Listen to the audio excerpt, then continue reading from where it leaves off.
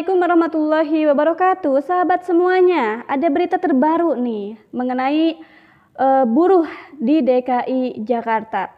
Ya, kebijakan PJ Gubernur DKI Jakarta mengenai UMP DKI Jakarta itu tidak berpihak pada orang kecil. Nah, kenapa? Kita lihat beritanya. Kita lihat beritanya di msn.com. Ketika buruh akan melakukan aksi demo besar-besaran selama 7 hari. Dimulai dari hari Kamis 1 Desember 2022 hingga 7 Desember 2022 pada hari Rabu pekan depan. Nah, kenapa? Karena buruh menolak kenaikan UMP DKI Jakarta. Menurut Presiden Partai Buruh sekaligus Presiden Konfederasi Serikat Pekerja Indonesia atau KSPI, Said Iqbal menjelaskan sejumlah alasan kalangan buruh. Nah, ini alasannya, sejumlah alasan kalangan buruh menolak kenaikan UMP DKI Jakarta yang berlaku pada 1 Januari 2023 tersebut. UMP ini berlaku pada 1 Januari 2023, sedangkan sekarang 1 Desember 2022. 1 bulan lagi UMP DKI Jakarta itu akan naik, tetapi naiknya tidak sesuai dengan harapan kaum buruh. Kenaikannya berapa? Kita coba lihat. Karena menurut Said Iqbal, kenaikan upah membuat buruh kian miskin. Nah, dalam pandangannya, Said Iqbal menilai kenaikan UMP di DKI Jakarta itu hanya 5,6%. Akan membuat buruh semakin miskin. Karena apa? Kenaikan jumlah tersebut, menurut Said Iqbal, selama pandemi COVID-19 tidak ada kenaikan upah sama sekali. Sementara harga-harga barang mulai melonjak naik akibat kenaikan bahan bakar minyak atau BBM. Kemudian apalagi? Akibatnya daya beli buruh anjlok hingga 30% dengan kenaikan UMP yang hanya 5,6%. Menurut Said, daya beli buruh dan masyarakat kecil kian terpuruk. Karena apa? Kenaikannya tidak sebanding dengan pengeluaran kaum buruh gitu. Kenaikan UMP DKI Jakarta juga dipersoalkan. Karena apa? Karena kebesarannya lebih kecil ketimbang daerah sekitar lainnya. Seperti di Bogor, pemerintahan Bogor merekomendasikan kenaikan upah sebesar 10%. Di kota Bogor itu 10% UMP-nya. Selain itu, ada sejumlah daerah yang kenaikan UMP-nya lebih tinggi dari DKI Jakarta. Seperti apa? Subang, Majalengka, dan Cirebon.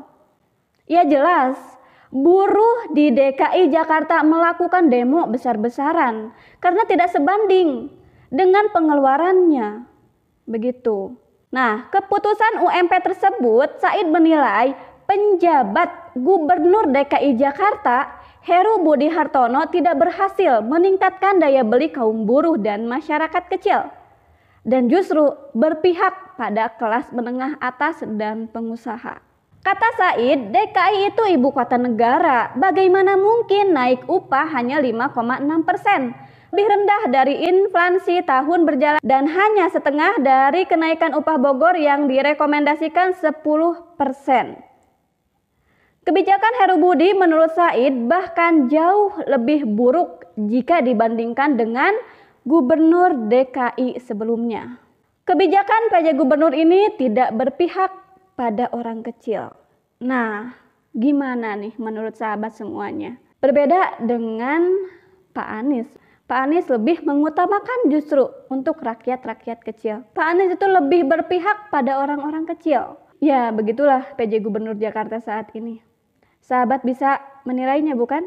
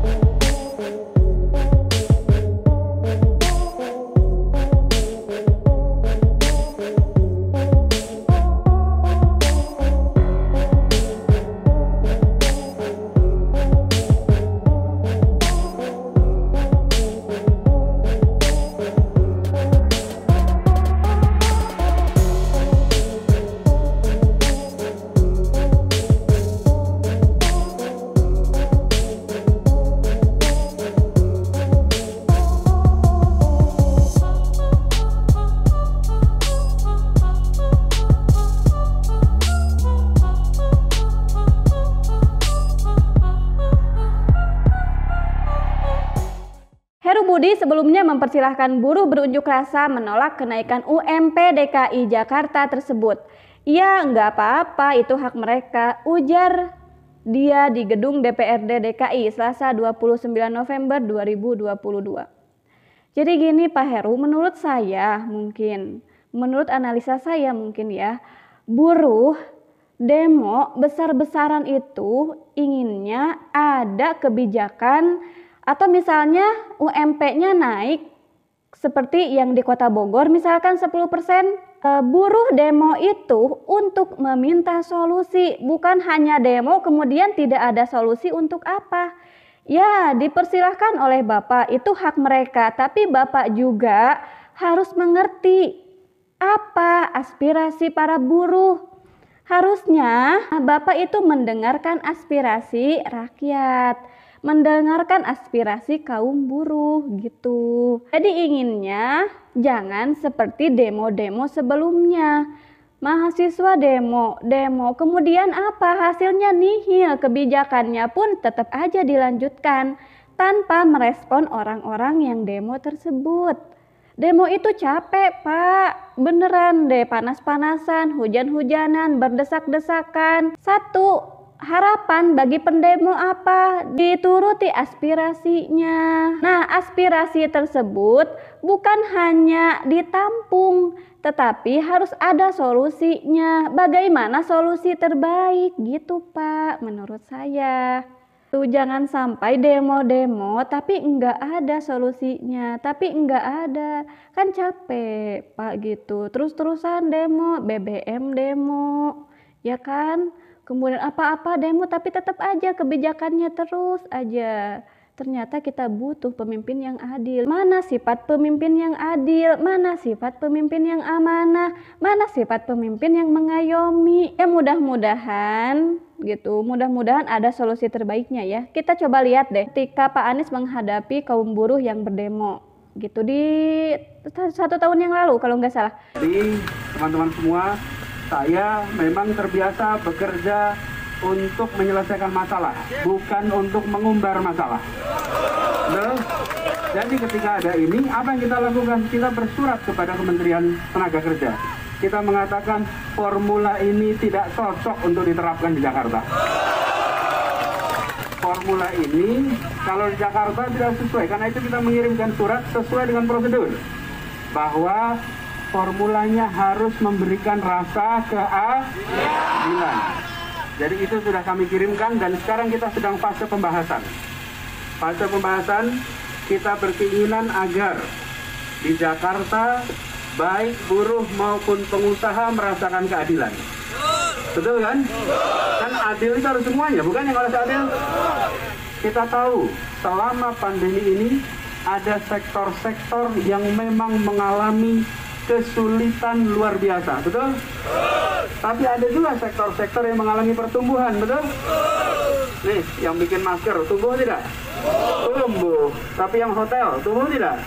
Tidak. Jadi ada situasi di mana sebagian merasakan pertumbuhan, sebagian merasakan pengurangan, betul ya?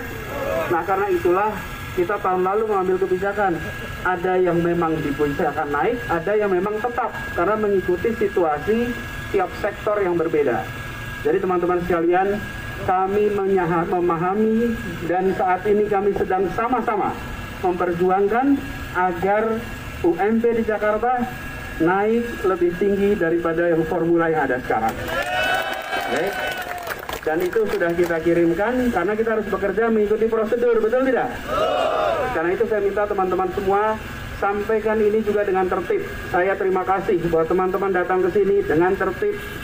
Dan ini menjadi contoh bahwa memperjuangkan kebenaran dilakukan dengan cara yang benar, dilakukan dengan cara yang baik, dan biarkan buruh jadi contoh buat semuanya. Jadi teman-teman, Mas Winarso dan seluruh teman-teman KSPI, saya ingin sampaikan terima kasih. Nah, bagaimana nih menurut sahabat semuanya? Apalagi ketika ada nih, PDIP sebut gaji buruh lebih besar daripada gaji pokok ASN usai penetapan UMP 2023 di DKI Jakarta. Saya ambil beritanya di Twitter ya teman-teman. Ketika saya lihat di Twitter, kemudian PDIP sebut gaji buruh lebih besar daripada gaji pokok ASN usai penetapan UMP 2023 di DKI Jakarta.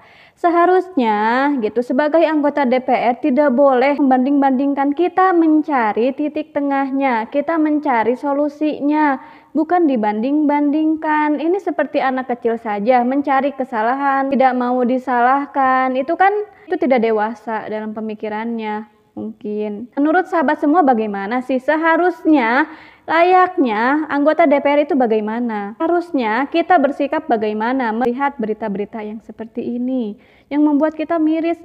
Rakyat kecil lagi, rakyat jelata lagi yang kena, rakyat kecil lagi yang terdampak, yang merasakannya tentu rakyat kecil lagi, betul tidak? Kita ingin negeri ini menjadi negeri yang baldatun thayyibatun wa rabbun ghafur. Mudah-mudahan dengan memilih pemimpin yang jujur, yang amanah, yang cerdas, berintelek, narasinya bagus, karyanya nyata, mudah-mudahan itulah yang menjadi jalan keluar negeri ini, keluar dari berbagai persoalan yang mendera bangsa ini.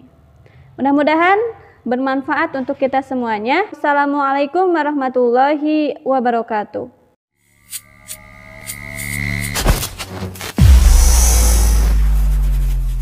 Alhamdulillahirrabbilalamin, saat ini banyak sekali sahabat-sahabat dari Saiful Zaman Channel yang menjadi patron dari kegiatan ini, yang mendukung, yang mensupport dengan berbagai cara. Luar biasa, via WhatsApp, via grup, via media sosial lainnya. Bahkan tidak sedikit yang kemudian mendonasikan uangnya untuk perjuangan kami di medan dakwah ini. Ya jelas hal ini sangat membantu keberlangsungan channel ini karena kebutuhan pun kemudian bertambah. Tidak bisa lagi ini dikerjakan oleh 1-2 orang. Kita harus merekrut lebih banyak orang. Dan itu jelas membutuhkan dana yang tidak kecil. Nah, oleh karena itu buat sahabat-sahabat semua yang terus mendukung kami, doakan juga kami untuk mampu istiqomah, untuk mampu terus menyuarakan dan menggemakan suara hati rakyat. Dan seperti biasa, bagi yang ingin membersamai kami dengan membantu operasional channel ini, sahabat bisa mendonasikannya ke nomor rekening yang ada di bawah sini.